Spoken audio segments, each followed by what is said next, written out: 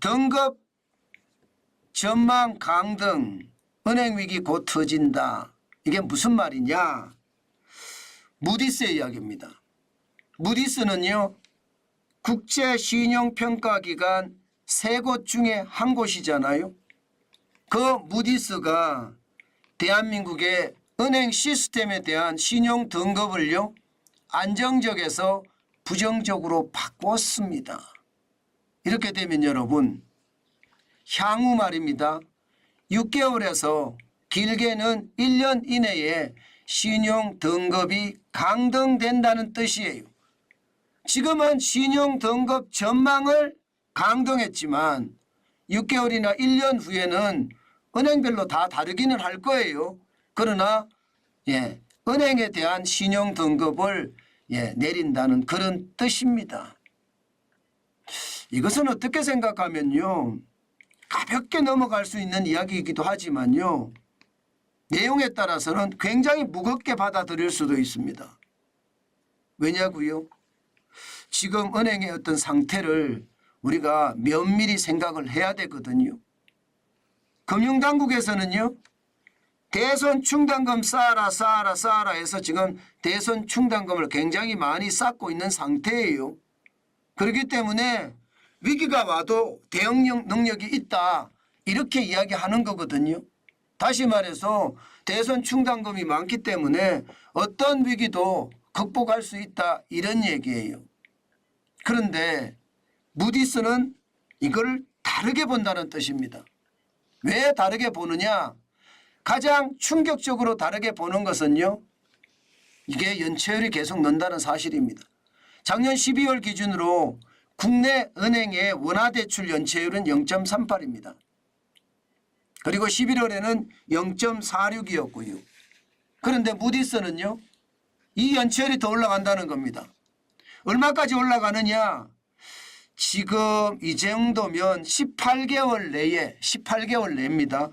0.5 수준까지도 올라간다는 겁니다. 0.5 수준까지 올라간다는 것은 일반적으로 말입니다. 원화대출의 연체율 데드라인이 0.4에서 0.5입니다. 그런데 이 0.5를 넘어선다는 뜻이죠. 그만큼 말입니다. 연체율이 커진다는 이야기예요. 사실 이 말이 말입니다. 무디스의 이 말이 여러분 틀리지 않습니다. 왜냐하면 그동안 제가 여러분들에게 다양하게 말씀을 드렸습니다. 그중에 대표적인 것이 이자 앞에 장사 없다는 말씀 드렸잖아요. 이자가 높으면 높을수록요, 소비는 줄이고요, 그에 따른 연체율은 늘어나게 되어 있습니다. 실제 한국은행에서도요, 그런 지표를 발표한 적이 있어요. 금리 인상이 1% 될 때마다 가계소비는 0.32% 줄어든다, 이런 이야기를 실제로 했습니다. 그만큼 말입니다. 금리 인상이 되면 소비를 그만큼 줄인다는 뜻이잖아요. 여기에는 소비를 줄이는 데는 이자 폭탄의 우려감이 포함이 되어 있습니다. 그렇기 때문에 결국 말입니다. 이자 앞에 장사 없다는 말이 결국 연체율을 더 높이고, 연체율을 높이면 은행의 위험은 점점 커진다, 이렇게 이야기할 수 있는 건가요? 충분히 이야기할 수 있을 것 같습니다. 게다가 더 충격적인 것은 말입니다. 이게 경기가 지금 상황이 좋지 않으니까 대출도 덜 받을 거라는 거예요. 대출도. 예를 들어서 2022년에는요, 국내은행의 대출 성장률이 5.6%였지만 2023년에는 4.6%로 줄어들었고요. 올해는 3 내지 4%까지 떨어진다는 게 무디스의 분석입니다. 대출을 그만큼 적게 하면 예대 마진이라고 하는 은행의 순마진이 줄어들잖아요. 순마진이 줄어들면 여러분, 은행에 대한 어떤 과거처럼 순이익을 엄청나게 내는 은행이 아니라 점점 순이익이 떨어지면서요, 대손 충당금은 늘어나고요. 여기에 대한 비용은 더 가중이 될 수 있다는 것. 그게 위기의 어떤 단초가 될 수 있다고 이야기하고 있습니다. 실질적으로 말입니다. 은행권의 순이자 마진은 점점 줄어드는 것은 사실입니다. 2020년에 1.42%였던 것이 2021년에 1.45%로 올라갔거든요. 그런데 2022년에는 1.62%. 작년에는 이게 3분기까지입니다. 3분기. 3분기까지 1.63%입니다. 이거 말입니다. 제가 봐서는 내려갑니다. 내려갑니다. 당연히 내려갑니다. 무디스도 말입니다. 바로 이 순이자 마진이 많이 내려간다는 거예요. 그러면 연체율은 높아지고 은행의 이익은 줄어들고 대손 충당금이 그동안에 감당할 수 있어야 되는데 대손 충당금이 감당하지 못하면 은행에 대한 어떤 위기가 충분히 터질 수 있다. 이런 이야기를 무디스는 지금 하고 있는 겁니다. 여기에다가 핵심이라고 이야기하는 이게 관치금융 말입니다. 관치금융도 은행의 이익에 손상을 주기 때문에 그 손상이 결국은 은행의 순이익이 줄어드는 것으로 발전이 되고요. 순이익이 줄어들면 줄어들수록 은행엔 대손 충당금에 대한 부담이 크고 그 부담이 결국은 만약에 대손 충당금이 연체율을 막아내지 못하면 그만큼 어려워진다는 뜻입니다.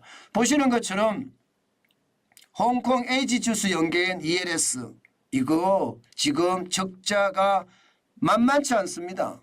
손해보는 액이 현재 전체 금액이 15조 6,676억 원이라고 하는데 손실이 얼마가 날지 지금 홍콩 H지수가 조금 올랐다고는 하지만 결국 손실은 많이 볼 거고요. 이 손실을 너무 많이 보니까 이복형 금융감독원장은 이거 차등 적용해서 손실 배상을 해라. 지금 이렇게 이야기하고 있거든요. 이것뿐만 아니죠. 사실은 은행에 대한 어떤 관치금융의 관행은 홍콩 ELS에 대한 문제뿐만 아닙니다. 은행이 사회적 책임을 다하지 못한다고 해서 예를 들어 자영업자에게 이자를 돌려준다든가 이런 것들도 관치금융에 해당되거든요. 이런 것들이 확대 발전이 되면 은행에서는요 그만큼 말입니다. 비용이 많이 들어가는 거죠. 비용이. 수익은 계속 줄어들고요. 그것이 말입니다. 결국 수익성 악화를 가지고 오고요. 수익성 악화는 앞으로 더한 충격을 가져올 수도 있다. 지금 이렇게 얘기하고 있는 겁니다. 문제는 여기에서 끝나지 않습니다. 왜냐하면 대한민국의 저성장의 늪이 깊잖아요. 저성장의 늪이 깊어서 앞으로 길어질 거라는 것에 무디스는 방점을 두고 있습니다. 저성장이 오래 가면 오래 갈수록 경제적 고통은 심하게 되고요. 경제적 고통이 심하게 되면 여러분도 아시는 것처럼 이자 못 냅니다. 그만큼 말입니다. 이자를 안 내게 되면 그에 대한 충격파도 만만치 않을 거라는 게 시장이 분석하는 겁니다. 그래서 말입니다. 금융권의 위기, 은행의 위기라는 이야기가 지금 나오는 겁니다. 여기에다가 가장 결정적인 것은요. 무디스가 신용등급을 만약에 내리잖아요. 현재까지는 내린 게 아닙니다. 현재까지는 신용등급 전망을 내린 거죠. 만약에 신용등급을 내리면 은행마다 제각각이긴 하겠지만 해외에서 자금 조달하는 게 만만치 않고요. 또한 말입니다. 또한 이게 자금 조달이 만만치 않다는 건 그만큼 말입니다. 이자 수익률을 많이 줘야 된다는 뜻이잖아요. 그러면 자금을 조달할 때 수익률이 더 높아진다. 이자를 더 많이 주고 가져와야 된다는 뜻이에요. 이것은 어쩌면 1금융권에 대한 충격은 충격이지만 2금융권에 대한 것은요 충격이 아니라 위기가 될 수도 있습니다. 안 그래도 부동산 PF 대출에 대한 위기가 굉장히 높아진 상태에서 만약에 이것까지 터졌을 때는 시장에 저는 굉장한 위험으로도 충분히 작용할 수 있다 이렇게 생각을 합니다. 저는 여러분들에게도 계속 말씀을 드리는 게 은행에 대한 위기는 지금은 유동성이 많아서 은행들이 괜찮아요. 예대 마진도 괜찮고요. 예, 그러나 저성장이 계속 길어질 경우에는요. 은행은 관치금융으로 뺏기는 것도 있는데다가 연체율 때문에 이윤이 줄어들어서 은행의 위기도 충분히 가져올 수 있다는 것. 저는 여러분 반드시 한 번쯤 생각해야 되고요. 그러면 우리가 할 일은요. 제가 계속해서 말씀을 드리지만 은행도 1금융권이 5개라고 이야기하든지 6개라고 이야기하든지 좋아요. 중요한 것은요. 최대 은행에 예금을 해놓는 게 좋습니다. 그리고 기왕이면 5개 은행이라고 이야기하는 뭐 국민, 신한, 우리, 하나, 농협이잖아요. 분산 예치를 하는 것도 반드시 필요합니다.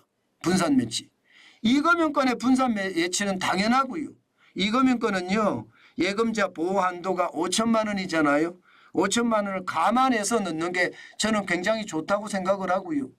그래야지만이 저는 그 위기감을 우리가 덜어낸다고 생각합니다. 그러나 1금융권도 반드시 분산 예치하는 것 저는 잊지 말았으면 좋겠다. 그 말씀 여러분 제가 진짜로 아주 강하게 강조합니다.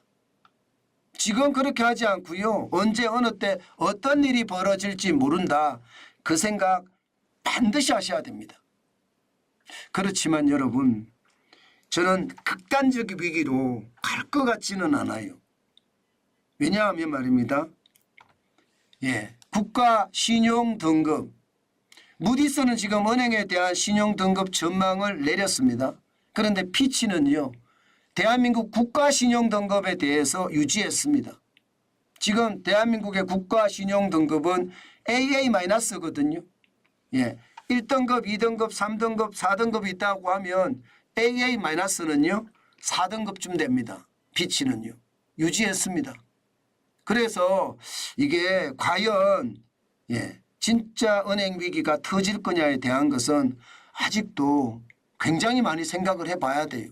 분명히 단서는 나온 건 사실이지만 이게 극단적인 위기로 갈 거냐에 대해서는 물음표가 크다 이렇게 이야기할 수가 있고요. 반면에 말입니다. 피치는 4등급 기준이잖아요. 무디스는요 3등급으로 올라가 있습니다. 그러니까 1등급, 2등급, 3등급 하면 3등급이라는 거예요. 무디스는요 4등급으로 내릴 수도 있겠죠. 이렇게 내리면 진짜 충격 옵니다.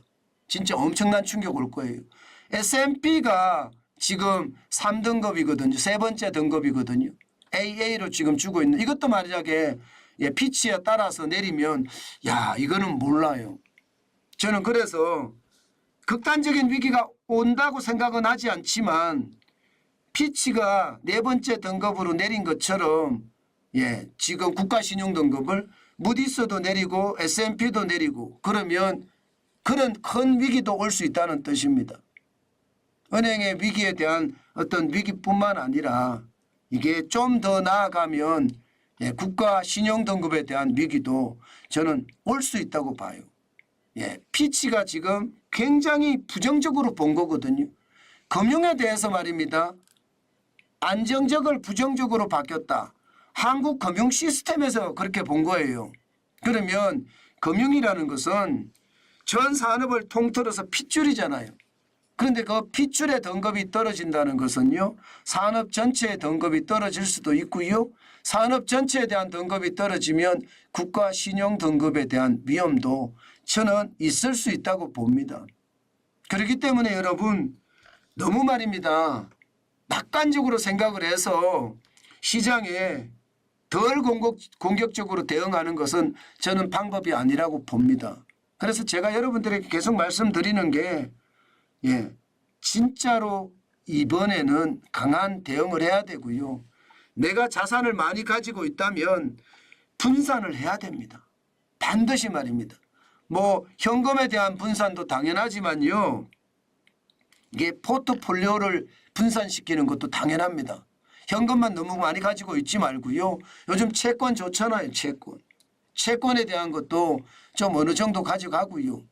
또 뭐 엔화라든가 환테크라고 이야기하는데 이거는 위험을 회피하는 수준이거든요. 뭐 전체 포트폴리오 중에 많이는 아니더라도 뭐 5% 정도라도 저는 가지고 있는 게 요즘 같을 때는 좋겠다 그런 생각을 합니다.